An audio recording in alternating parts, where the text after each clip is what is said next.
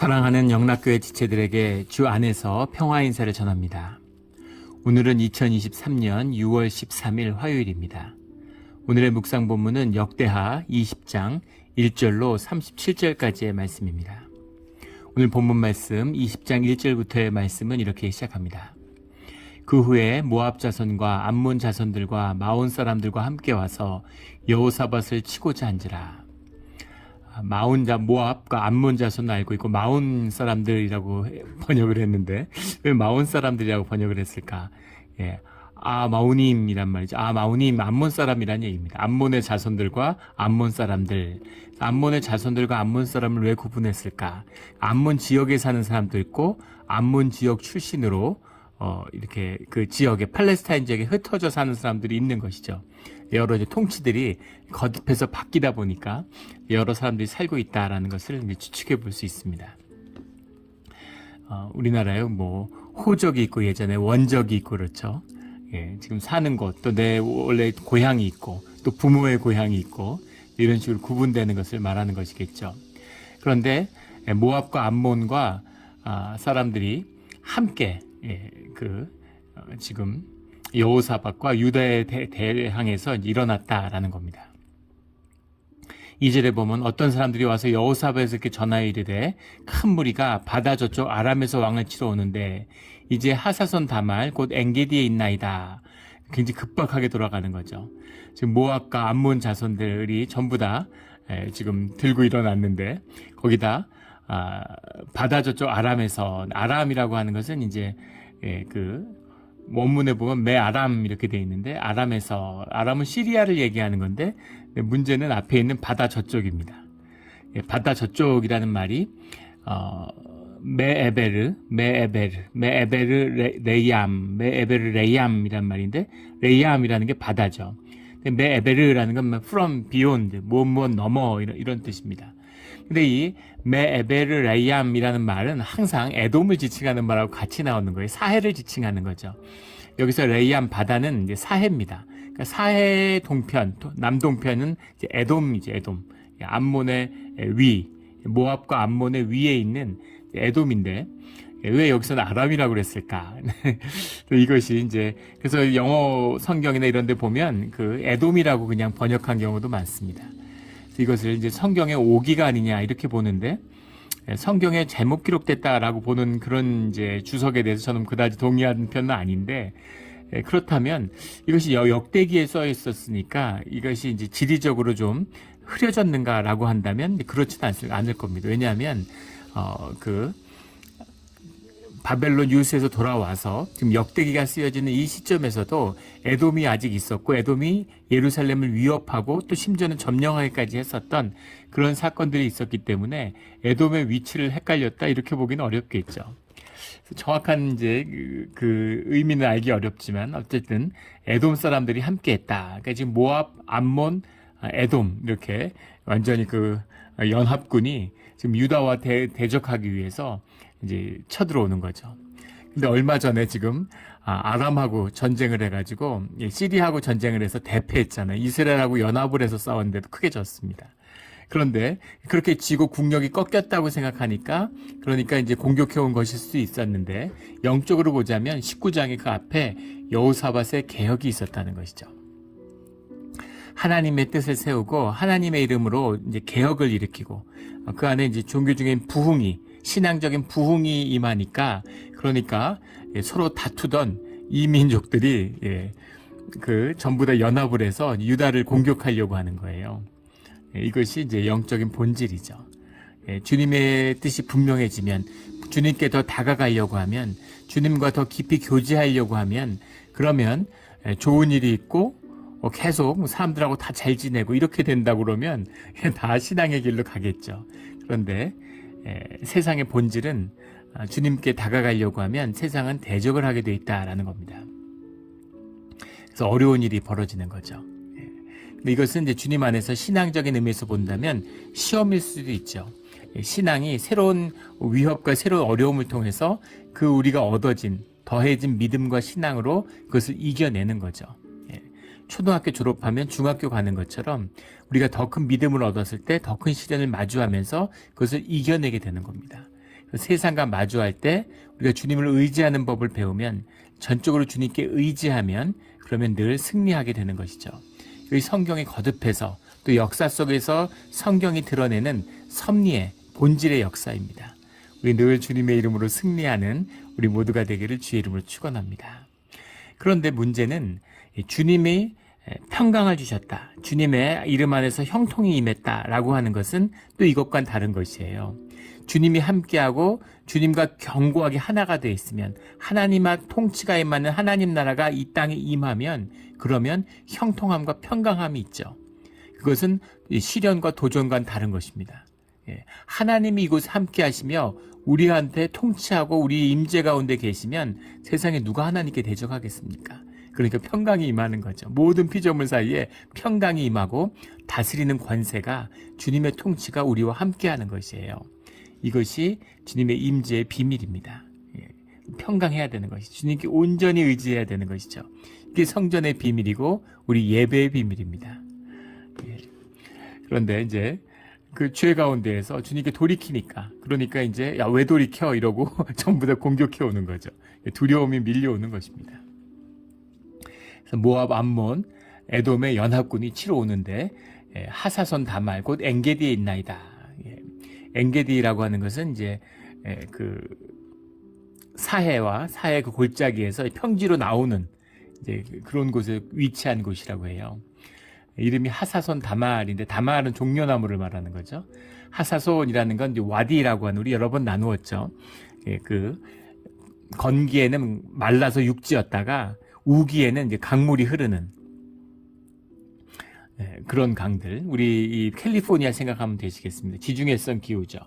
겨울에 건기가 있어서 비가 내리기 시작하면 이제 강이 멀쩡하게 흐르다가 건기가 되면 이제 1년 내내 비가 안 오니까 바싹 마르는 그런 지역인데, 그 주변에 종려나무들이 이제 있었다라고 하는 것을 이제 짐작해 볼 수 있겠죠. 하사손 다말에 군대가 오고 있습니다. 당연히 지리적으로 에돔이 먼저 와 있고, 그리고 모압과 암몬의 군대가 합류하는 모양새가 됐겠죠. 그러니까 지금 두려움이 몰려오는 겁니다. 다 모여서 전열을 갖추면 그럼 쳐들어오겠죠. 3절에 여호사밧이 두려워하여 여호와께로 낯을 향하여 간구하고 온 유다 백성에게 금식하라 공포하매, 주님께 간구하는 겁니다. 여호와께 낯을 행한다는 건 주님을 경배하고 주님을 우러러보고 주님을 향해서 간구했다라는 거죠. 두려움이 있으니까. 그러니까 우리가 늘 어렵고 힘들 때 주님께 간구하잖아요. 주님의 은혜를 받으면 또 주님에게서 멀어지는, 이것이 우리 인간의 참 모습이겠죠.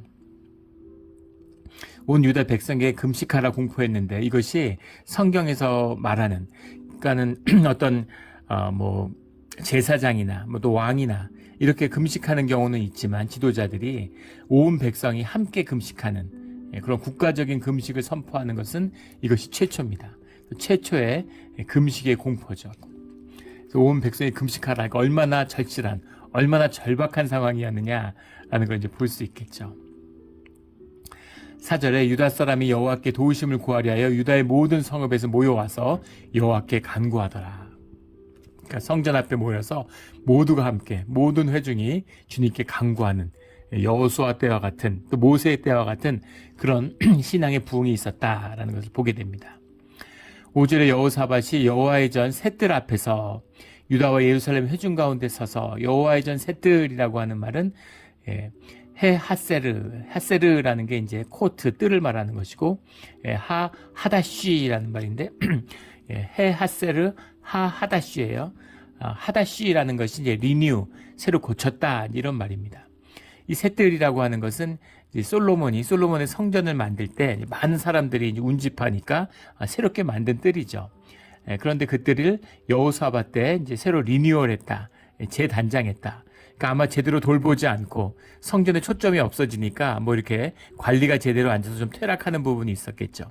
여호사밧 때 성전의 의미를 깨닫고 성전의 중요성을 아니까, 그러니까 다시 성전을 새롭게 꾸미는, 또 성전 앞에 모이고 이러니까 셋들이 되었다라는 것을 짐작해 볼 수 있겠습니다. 지금도 마찬가지죠. 예배당 왜 있는지, 이렇게 서부 개척 시대, 유럽 그 동부의 도시들, 이민자들이 오면 도시가 개척될 때 유럽도 마찬가지죠. 제일 중심에다가 교회를 세웠어요. 교회와 예배의 의미가 무엇인지를 아는 거죠. 퓨리탄들도 처음에 와서 잘 집이 없는데 교회를 제일 먼저 지었습니다. 그래서 삶의 문제들을 어떻게 풀어가는지를 믿음의 조상들은 알고 있었던 것이죠. 그것이 예배의 의미예요. 그래서 교회의 의미, 교회를 통해서 어떻게 복을 받고 주님의 축복을 받는지를 알게 되면 그러면 교회를 섬기고 교회를 귀하게 여기게 되는 거죠. 우리 교회의 의미를, 성전의 의미를 깊이 깨달아 삶으로 깨달아 아는, 복을 누리는 우리 모두가 되기를 주의 이름으로 축원합니다. 그래서 거기 모여서 6절에 이르되 우리 조상들의 하나님 여호와여 주는 하늘에서 하나님이 아니시나이까 이렇게 고백합니다. 신명기와 여호수아에 나왔던 하늘에서 하나님이 아니십니까? 이게 무슨 말일까요? 하나님의 전능하심을 표현하는 방법이죠. 하늘의 하나님, 하늘이라는 것은 이제 초월적인 하나님. 우리 이 땅에서의 어떤 주님의 섭리, 이 땅의 어떤 자연적인 과학적인 원리들, 자연의 섭리들, 그것도 물론 주님의 섭리의 한 부분이지만 그걸 뛰어넘는 자유하신 주님, 초월하시는 주님, 그 모든 것을 주재하시며 그것을 뛰어넘으실 수 있는 주님이 하늘에서의 하나님이죠. 하늘에서 하나님이 아니시니까 주님, 큰 기적과 은혜를 베풀어 주십시오라는 간구를 부르짖어 간구하고 있는 것입니다. 9절에 가면 주의 이름이 성전에 있으니 우리가 성전 앞에 주의 이름이 여기 있지 않습니까? 들으시고 부르짖은 즉 들으시고 구원하시리라 이렇게 선포하는 것입니다. 그들이 함께 국민이 모든 백성이 함께 금식하며 기도했다라는 거죠. 10절에 옛적에 이스라엘 애굽 땅에서 나올 때 암몬 자손과 모압 자손과 세일산의 사람들, 세일산 사람들이라는 것은 에돔 사람들의 별칭이죠. 암몬, 모압, 에돔은 전부 그 아브라함과 인척 관계가 되잖아요. 에돔은 에서의 자손이고, 그리고 암몬과 모압은 또 아브라함의 그 조카 롯의 자손들이니까 사실 모두 이제 그 사촌들인 거죠. 그래서 같은 이제 아브라함의 뿌리이기 때문에 주님이 그들의 산, 세일산을 돌파하지 않고 돌아가게 하셨습니다. 그렇게 동포로서, 친족으로서 용납해 주셨는데, 그래서 우리가 그들을 침공하지 않았는데, 침노하지 않았는데, 그런데 어떻게 이들이 우리를 공격할 수가 있습니까? 우리가 이 어려운 때 이런 법이 어디 있습니까? 라는 주님에게 애통함을, 원통함을 호소하고 있는 거죠. 12절에 중요한 고백이 나옵니다. 우리가 대적할 능력이 없고 어떻게 할 줄도 알지 못하고 오직 주만 바라보나이다. 이렇게 고백하고 있는 거죠. 대적할 능력이 없는 거예요. 연약할 때 강함이 되시는, 약할 때 강함이 되시는 주님을 만나는 거죠. 대적할 능력이 없고 어떻게 할 줄도 알 수 없고 지혜도 없습니다. 오직 주만 바라봅니다. 주님께만 의지합니다. 주님, 살 길을 알려주십시오. 이렇게 강하게 구하니까 주님의 은혜가 강하게 임하는 것이죠. 13절에 금식도 특이한 것이었는데 금식도 처음으로 온 백성이 함께 금식하는 것도 처음이었는데 보통 여호와의 성회라고 하는 성전 앞에 모여서 같이 모이는 이 모임은 성인들만 모이는 것이죠. 어른들만 모이는 겁니다. 그런데 그들의 아내와 자녀와 어린이와 더불어 여호와 앞에 섰더라. 그러니까 모두가 금식하고 모두가 함께 나와서 주님 앞에 선 것입니다. 그러니까 완전히 하나된, 주님 앞에 하나된 그런 절실함으로 주님 앞에 모였다는 것이죠. 14절에 여호와의 영이 회중 가운데서 레위 사람 야하시엘에게 임하였으니 그는 아삽 자손 mat단야의 현손이요 여이엘의 증손이요 분야야의 손자요 스가랴의 아들이더라. 야하시엘이 있는데 아삽은 재금을 하는 다윗 시대의 유명한 찬양자였죠. 예배자입니다. 그의 자손 mat단야, 이것은 헤만의 자손 아들 mat단야와는 다른 사람이겠죠. 여이엘의 증손이요 분야야의 손자요 스가랴의 아들이다라는 건 레위 사람들의 계보가 이렇게 분명히 밝혀질 수 있다는 건 그들이 자자손손이 제사장의 역할, 하나님을 모시는 역할을 이렇게 레위인의 역할을 충실히 행했다라는 것을 이제 보여주는 거죠. 그런데 그 하나님의 영이 회중 가운데서 야하실에게 임해서 그가 하나님의 말씀을 선포하는 것입니다. 그래서 15절에 가면 이 전쟁은 너희에게 속한 것이 아니요 하나님께 속한 것이니라. 사무엘상 17절에 나오는 다윗이 골리앗과 싸울 때 하는 이야기죠. 이 전쟁은 우리에게 속한 것이 아니다. 너희들이 하는 게 아니라 하나님이 하는 거야. 이렇게 선포하는 겁니다. 하나님의 전쟁이다. 그러니까 본질, 하나님이 무엇을 하시는가를 바라보는 거죠. 다윗과 골리앗도 마찬가지잖아요. 현상의 눈으로 보면 말도 안 되는 것이죠. 골리앗의 압승이죠. 이거는 뭐 정말 너무 불쌍하고 처참한 모습 아니겠습니까? 애가 나왔어요. 그런데 저쪽에서는 그 시대의 최고의 용사입니다. 그런데 다윗의 바라보는 눈에는 사실 골리앗은 아무것도 아닌 거죠. 하나님이 함께 하시고 내가 양치면서 곰도 잡았는데 용사라고? 거인이라고? 아무것도 아닌 거죠. 내가 곰을 잡았어. 사자를 잡았어. 그런데 돌팔매질로 이깟 인간 아무것도 자기가 돌 한 번 던지면 끝나는 건데 분명한 승리가 보이는 거죠. 중요한 것은 하나님이 싸우기를 원하시는가, 하나님의 뜻이 무엇인가라는 걸 살피는 것입니다. 하나님이 나가라 이러면 이미 승리한 것이죠. 그래서 자신만만한 거예요. 도저히 이해가 못하는 거죠. 내가 이기는데 왜 다 내가 진다고 그럴까? 그런 겁니다. 이것이 하나님의 사람이 이끄는 이 승리의 비밀이죠. 본질의 역사의 비밀입니다. 십자가, 세상의 눈으로 보면 그런 저주가 없고 그런 수치가 없고 그렇게 망하는 일은 없는 거죠. 그런데 본질의 눈으로 보면 그것만큼 위대한 승리는 없는 거죠. 결정적이고 위대한 완벽한 승리입니다. 세상의 눈에는 보이지 않는, 그게 보였더라면 마귀가 아마 예루살렘의 십자가가 아니라 무슨 성냥개비 하나도 남겨두지 않고 이쑤시개 하나도 안 남기고 나무를 다 없앴을 거예요. 십자가에 십자도 못 나오게 싹 다 정리했을 겁니다. 그런데 마귀들은 이겼다고, 세상은 자기들이 이겼다고 생각하는 거죠. 그런데 거기서 결정적으로 패하는 것입니다. 이것이 하나님의 역사인 거죠. 전쟁은 너희에게 속한 것이 아니라 하나님께 속한 것이니라. 영이 감동이 되니까 이 다윗을 감동했던 영이 오늘 지금 이 야하시엘을 감동하고 있는 것이죠. 17절에 이 전쟁에는 너희가 싸울 것이 없나니 대열을 이루고 서서 너희와 함께한 여호와가 구원하는 것을 보라, 이렇게 이야기합니다. 두려워하지 말고 놀라지 말라. 맞서 나가라. 주님의 이름으로 앞서서 나가면 된다는 겁니다. 싸울 것도 없다. 여호와가 어떻게 구원하는지 너희들은 증인이 될 것이다. 이렇게 선포하는 것입니다. 모든 사람들이 엎드려서 여호와께 경배하고, 그리고 레위 사람들은 서서 큰 소리로 여호와를 찬송하니라. 그러니까 예배가 된 것이죠. 모든 사람이 한 마음이 돼서 주님을 기뻐해요. 이게 예배잖아요. 예배가 이루어진 것입니다. 신령과 진실의 예배가 이루어진 거죠. 주님이 받으시는 예배가 이루어진 겁니다. 그러니까 당연히 주님의 역사하심이, 성령의 역사하심이 일어나겠죠. 너희는 20절에 가면 하나님 여호와를 신뢰하라. 그리하면 경고히 서고 형통하리라. 경고히 서리라 형통하리라 라는 이 말씀은 시험을 뛰어넘는 주님의 통치가 임하기 때문에 주님의 일이 이루어진다라는 거죠. 그래서 21절에 거룩한 예배 후 찬양대가 군대 앞에서 행진하면서 여호와를 찬송하여 여호와께 감사하세. 그의 인자하심이 영원하다다. 이미 승리한 겁니다. 그래서 주님께 감사하는 거죠. 주님이 함께 하시니까 주님께 감사와 영광을 돌리면서 군대 앞에 찬양팀이 찬송을 하면서 나가는 거예요. 싸우려고 그러면 무슨 철갑병이나 뭐 기병대나 이런 게 앞에 나가야 되지 않겠습니까? 근데 찬양대를 앞에 세우고 진군하는 겁니다.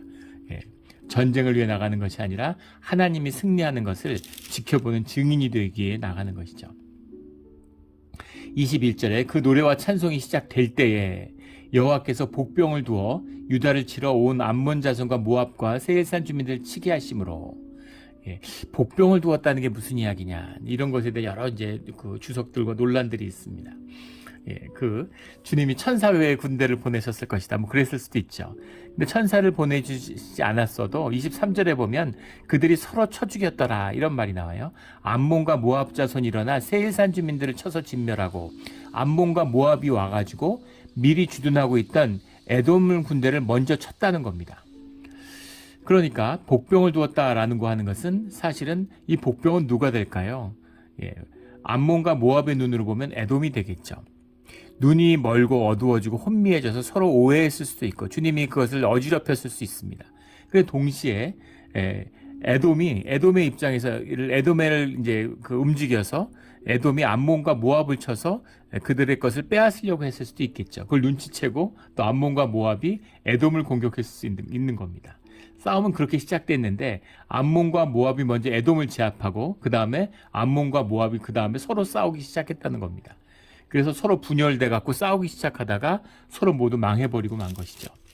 24절에 유다 사람들이 들망대에 이르러 그 무리를 본즉, 들망대라고 하는 말이 예, 하미스페,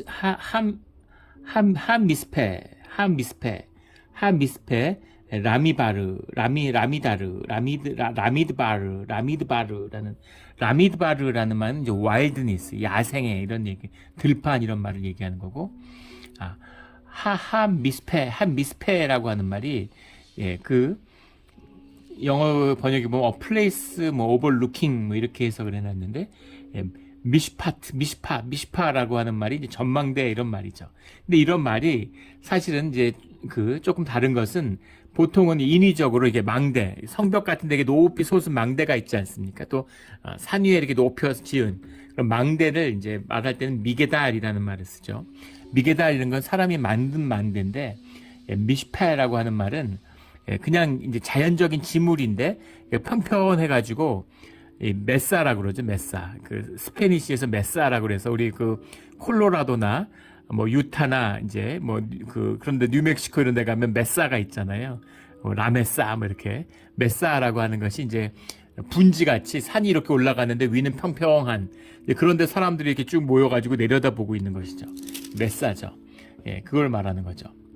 그 들망대에 이르러서 무리를 본즉 땅에 엎드려진 시체들 뿐이요 한 사람도 피한 자가 없는지라. 그래서 이렇게 산에 올라가서 어떻게 되나 봤더니 벌써 자기들끼리 싸워가지고 시체가 이제 질비하게 널려 있는 것이죠. 그래서 내려가서 25절에 물건들을 탈취하고 재물과 의복과 보물들이 많이 있으므로 물건이 너무 많아서 능히 가져올 수 없을 만큼 많으므로 사흘 동안 거두어들이고 하루에 다 거두어들일 수 없을 만큼 그렇게 이제 전리품들이 많았다. 가니까 그냥 전쟁 이미 지네들끼리 싸워서 다 죽어서 거기서 전리품들을 거두어다가 돌아오는데 그 전리품을 거두는 데만 사흘이 걸렸다라는 겁니다. 정말 뭐라 상상할 수 없는 완벽한 승리죠. 이런 승리가 어디 있겠습니까? 엄청난 승리죠. 우리나라로 치면 무슨 중국, 러시아, 북한, 일본이 다 쳐들어와서 야 이제 망했구나 끝났구나 하는데 자기네들끼리 싸운 다음에 전리품이 산처럼 쌓여 있는 겁니다. 이런 엄청난 완벽한 승리를 거둔 거죠. 26절의 넷째 날에 사흘이라고 하는 건 늘 새로운 질서, 새로운 세상이 열리는 의미다. 꼭 시간적인 의미가 아니라 성경에서의 사흘이죠. 넷째 날은 새로운 날이 된 거죠. 그래서 브라가 골짜기에 모여서 원래 이름이 브라가 골짜기가 아니라 브라가가 송축하다라는 의미인데 거기서 송축을 하고 주님께 찬양을 드렸기 때문에 브라가 골짜기가 되고 지금도 브라가 골짜기다. 이런 거죠. 너무 기뻐서 주님께 송축한 찬송의 경배의 찬양의 골짜기다. 이런 겁니다. 27절에 여호와께서 그들이 그 적군을 이김으로써 즐거워하게 하셨다. 전쟁에 이겼기 때문에 즐거워하게 하신 것도 있지만 성령에 감동됐기 때문에 그 즐거움을 기뻐하는 것입니다. 이 비밀이죠. 깊은 비밀입니다. 같은 찬양인데 영이 열리고 기도하고 우리가 경건 생활을 하고 영이 깨어나면 그러면 찬양을 들으면 훨씬 더 큰 은혜를 누리죠. 정말 가슴을 저미는 것 같은 너무너무 깊은 은혜, 눈물의 그런 찬양이 됩니다. 그런데 영이 어두워지면 그 찬양이라는 게 그냥 노래처럼 들리게 되는 것이죠. 하나님이 즐거워하게 하셨다라는 건 즐거워할 만한 이유도 주셨지만 그것을 즐거워하고 기뻐할 수 있는 영을 열어주셨다. 영에다가 주님의 영을 더해주셨다. 이런 의미입니다. 30절에 여호사밧의 나라가 태평하였으니 이는 그의 하나님이 사방에서 그들에게 평강을 주셨습니다. 주님이 함께하고 한 마음이 돼서 주님을 찬양하잖아요. 예배자들에게 주님이 함께 하시니까 당연히 평강과 형통의 길이 열릴 수밖에 없는 것이죠. 우리 예배자가 돼서 평강과 형통의 길을 여는 우리 모두가 되기를 주의 이름으로 축원합니다. 주님의 우리 삶에서 뭔가 문제가 있다, 뭔가 삐걱거린다. 그러면 점검을 해봐야 되는 겁니다. 점검을 해봐야 돼요. 그게 주님의 뜻을 살피고 주님을 따라가는 그 비밀이죠. 32절에 여호와가 보시기에 여호사밧이 정직하게 행하였으나 33절에 산당만은 철거하지 아니하였으므로 17장 6절에 보면 산당을 철거했다고 나오는데 산당만은 철거되지 않았다. 철거하려고 했는데 철저히 되지 않은 것이겠죠. 철거를 시도했지만 사람들이 원하지 않으니까 사람들이 종교 생활에 젖어드는데 그것을 철저히 개혁하지 못했다는 겁니다.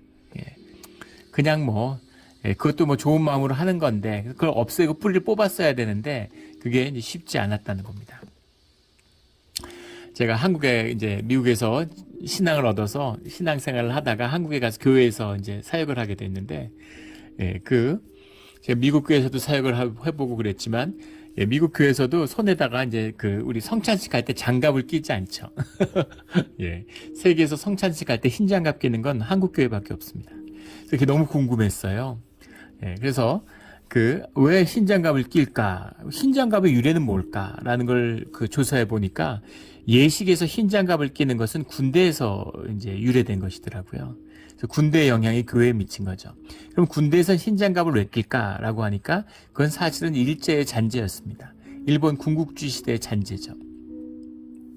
그래서 교회에서 사실은 없애야 될 것일 수도 있어요. 그래서 제가 목사님한테 부목사 할 때니까 담임 목사님 참 좋은 분이시고 아주 훌륭한 목사님이신데 우리 흰 장갑을 이거 좀 없애자. 주님 앞에서 주님의 빵을 받고 나누는데 장갑을 끼고 나눈다는 게 말이 되느냐고. 그랬더니 목사님이 저한테 목사님 명심하라고 앞으로 담임 목회를 해도 그렇고 이 흰 장갑 없애면 큰일 난다고 그러시는 거예요. 그 장로님들이 그거잖아요. 성찬 의원인데 성찬 의원이 되는 게 신앙에서 말로 할 수 없는 이제 영예죠. 근데 그것이 이제 흰 장갑으로 구별되는데 흰 장갑을 낀다는 것이 가지는 프라이드가 엄청나다는 거예요. 그래서 그걸 없애면 그 반발을 이루 말할 수 없은 반발이 있다. 꿈도 꾸지 말라고 그렇게 얘기하시더라고요. 그런 거죠. 사람들이 다 좋아하는 겁니다. 그 나쁜 마음으로 하는 게 아니죠. 다 기뻐하고 좋아하고 주님을 섬기는 마음으로 하는 것인데 그것이 주님의 뜻 가운데서 벗어나 있는 거예요. 이게 성경이 얘기하는 발람의 무리죠. 벨리알. 주님의 뜻에 합하지 않고 내가 좋은 방식으로 내가 주님을 섬기는 거예요. 교회에 그런 게 많습니다. 그냥 내가 주님의 뜻을 분별하고 교회의 뜻을 순종하는 것이 아니라 내가 원하는 방식으로 내가 주님을 섬기겠다 이런 거죠. 새벽 기도는 안 나오는데 왜 우리 교회는 철야 기도 안 하냐고 금요일날 철야 기도 하자고 얼핏 들으면 열심히 있는 것 같은데 교회에서 주어진 예배 주어진 기도에는 충실하지 않으면서 그냥 내가 좋은 내 마음에 드는 내 방식대로 주님을 섬기겠다라는 겁니다. 그것이 바로 주님께 대적하는 마음인 거죠. 악한 마음인 겁니다. 근데 그 마음이 바로 이런 산당을 통해서 들어온다는 거예요. 주님이 없애라 그러면 없애는 겁니다. 이유가 없어요. 주님의 뜻을 존중하고 주님의 뜻에 따르는 것이죠. 근데 내가 주님을 섬기려고 제가 시골에서 우리 예루살렘 성전 오기도 힘들고 너무 성전이 멀고 이래가지고 주님을 잘 섬기고 모여서 기도하려고 기도초를 만든 겁니다. 우리가 산당을 만들고 주님을 깊이 섬기려고 모였어요. 시작은 좋았겠죠. 처음에 모여서 기도를 열심히 했겠죠. 근데 그것이 결국은 교회를 허틀어뜨리고 성전을 약화시키고 주님의 이름을 왜곡시키는 그런 역할을 하는 마귀의 놀이터가 되는 그런 곳으로 가게 된다라는 겁니다. 그런 일들이 지금도 얼마나 많습니까? 우리 늘 주님 안에서 성별되어서 주님의 뜻 가운데만 충실한 우리 모두가 되기를 주의 이름으로 축원합니다. 백성이 여전히 마음을 정하여 그들의 조상들의 하나님께로 돌아오지 아니하였더라. 금식하고 아이들끼리 다 모여서 예배드리고 전쟁의 위협에 있고 죽게 생겼으니까 주님께 절실한 마음으로 진실한 마음으로 나와서 주님을 만났는데 그 마음을 정하진 못했다. 마음을 정하지 못했다라는 말이 정하여 돌아오지 아니하였더라 이렇게 되어 있는데 로헤키누 러바밤이란 말입니다. 러바밤이란 말은 수없이 나오는 말이죠. 심장, 허트, 가슴, 마음 이렇게 할 수 있겠죠. 로라는 건 not 이런 부정사고 헤키누라는 말이 이제 form, direct 이런 겁니다. 그거를 주님께 아주 정확하게 견고하게 그런 마음을 갖지 못했다라는 거죠. 훈련이 되지 못한, 철실하고 진실하게 나왔는데 육신을 입고 있으니까 환경과 조건이 변하니까 마음도 변하는 거죠. 몸과 마음이 하나인데 몸이 변하니까 마음도 변하는 겁니다. 마음으로 몸을 다스려야 되는데 그런 마음, 그런 그런 심령을 갖지 못했다라는 거죠. 이것이 우리가 예배를 매주 드리면서 매일 새벽 기도를 하면서 살아가는 이유예요. 새벽 기도를 안 하면 마음이 이제 흐려지는 것을 보게 됩니다. 우리 늘 기도와 예배와 말씀과 찬양으로 주님께 나아가는 우리 모두가 되기를 주의 이름으로 축원합니다. 35절에 유다 왕 여호사밧이 나중에 이스라엘 왕 아하시아와 교제하였는데 아하시아는 심히 악을 행하는 자였더라. 아합과 사돈 맺고 이것이 큰 재앙을 불러오는데 또 여호사밧과 교제를 시작해요. 이것도 현상으로 보면은 같은 민족이고 민족끼리 우리 민족끼리 북한이 내세우는 구호잖아요. 우리 민족끼리 미국 일본 다 쫓아내고 미군은 왜 외세를 몰아내고 우리 민족끼리 잘 지내야지 우리가 왜 싸우느냐. 그리고 이렇게 무장 같은 것, 9.19 합의인가요? 남북 간에 이제 적대 행위를 중식하자. 이러고 우리는 그 무슨 방송하는 것도 다 없애고, 기뢰 다 없애고, 그런 거 다 없앴는데, 북한은 하나도 없애지 않았다는 거잖아요. 그래서 북한이 그 무슨 트로이의 목마처럼, 적화 통일의 야욕을 버리지 않은 게 아닌가, 이런 의심을 하는 것이 당연하고 합리적이겠죠. 그래도 북한하고 잘 지내야 된다 이렇게 얘기하는 사람들이 많아요. 맞죠? 그걸 누가 뭐라고 하겠습니까? 그 시대에도 그런 게 있는 거잖아요. 야, 이스라엘하고 잘 지내야지. 또 이렇게 만나서 대화하고 그렇게 잘 지내. 그러니까 또 아합 오므리의 왕조가 끝나니까 이번엔 아시아와 교제했다는 겁니다. 아시아의 교제가 역사적으로 보면 긴 시간은 아니었어요. 이 팔레스타인 연합군과 싸워서 이제 승리한 그것이 852년이었습니다. 854년이죠. 854년입니다. 그런데 아하시아 왕은 853년에서 852년까지 1년밖에 통치를 안 했어요. 그러니까 서로 뭐 교제했다고 그래도 이제 전쟁에서 승리하고 좋은 때가 왔으니까 이스라엘하고 교제한 게 자신감이 생긴 거죠. 1년 남짓한 시기였습니다. 36절에 근데 문제는 교제한 것도 악인과 교제하는 것도 좋지 않지만 더 문제는 뭐냐면 왜 교제했느냐는 겁니다. 두 왕이 서로 연합하고 배를 만들어 다시스로 보내고자 하여 에시온 게발에서 배를 만들었더니 에시온 게발이라는 건 솔로몬의 조선소가 있던 곳이죠. 여기서 배를 만들어서 다시스로 보내고자 해서 에시온 게발은 홍해바다에 있잖아요. 홍해바다에서 배를 만들어서 다시스로 보낼 수는 없죠.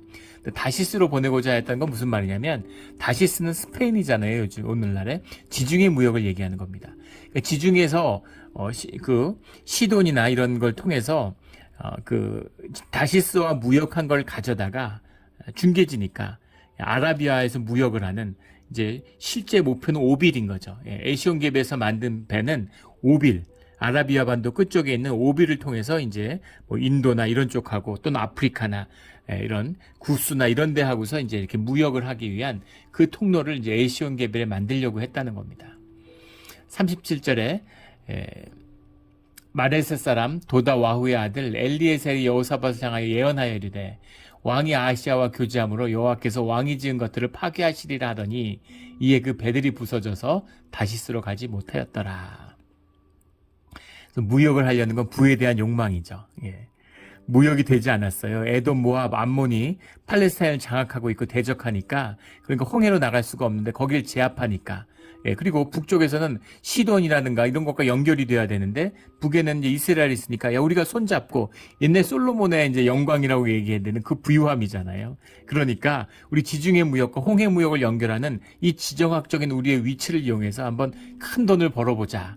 이러고 아하시아하고 손을 잡았는데 그것이 주님이 보시기에 좋지 않았다는 겁니다. 그래서 그 길을 열어주지 않으셨다. 폭풍우가 불어서 배들이 다 부서져 버린 거죠. 솔로몬 때는 허락했는데 왜 여호사밧에게는 허락하지 않았을까? 부를 쌓는 게 나쁘다는 게 아니라, 무역을 하는 게 나쁘다는 것이 아니라, 그것을 악과 손을 잡고 세상과 손을 잡고 부를 이루겠다라는 것, 이게 얼마나 위험하고 좋지 못하는가 하는 것을 보여주고 계신 거죠. 이 배들을 부서져 버리시는 게 여호사밧을 벌주는 게 아니라 여호사밧을 선한 왕으로, 정직한 왕으로 그 삶을 지켜주는 길이었다는 겁니다. 이 주님의 특별한 은혜죠. 예.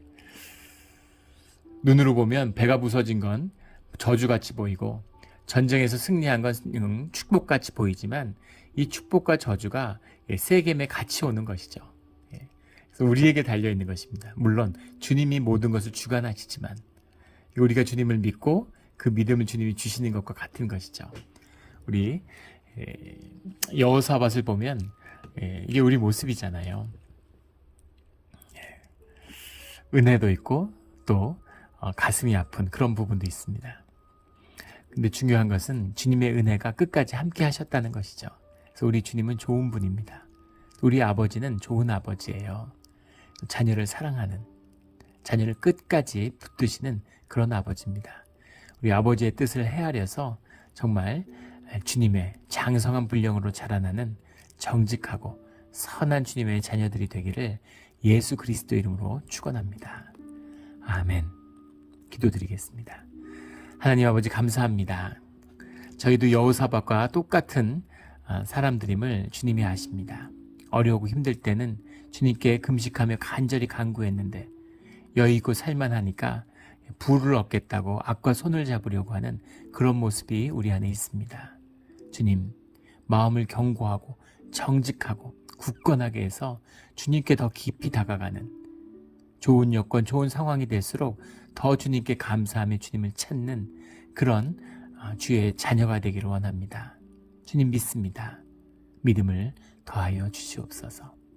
감사하며 예수 그리스도의 이름으로 기도드렸습니다. 아멘.